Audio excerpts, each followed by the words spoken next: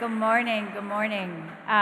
Once again, I'm Margaret Lowe. I'm president of AtlanticLIVE, which is the events division of The Atlantic magazine, and we bring journalism to life on stages across the country. And today I'm actually blown away by the number of you who have come to be part of this conversation about race and justice, Pittsburgh today. I just want to say thank you all for being here. I know we still have people coming in. Once we get everybody in, we're gonna work on making sure that everybody has a comfortable place to sit, or at least a sensible place to stand. So thank you so much for being here.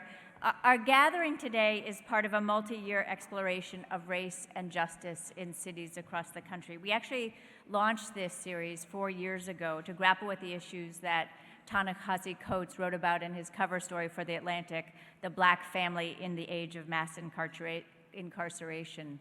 And since that first convening in Washington, D.C., we've traveled to Los Angeles, Charlotte, Tucson, Houston, San Francisco, New Orleans, and many cities beyond.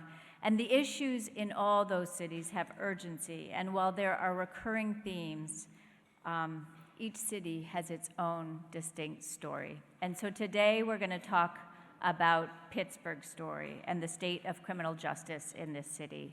There are some positives. The jail population has been declining over the last decade, and the murder rate is dropping too. But African Americans are still overrepresented in the local jails here. The income gap between blacks and whites is especially pronounced in this city, and Pittsburgh remains very segregated. We're also going to talk about the events of the last year. Almost exactly a year ago, an East Pittsburgh police officer shot and killed Antoine Rose Jr.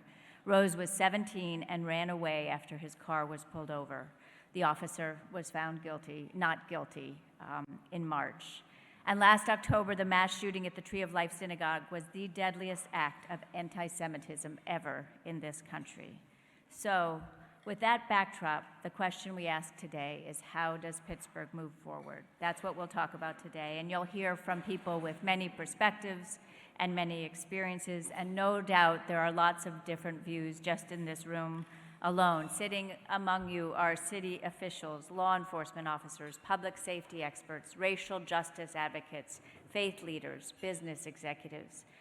So here's what we hope. At the end of the morning, we'll probably be a long way from consensus, but we want to leave you with a deeper understanding of one another and some new insights and ideas for confronting the challenges.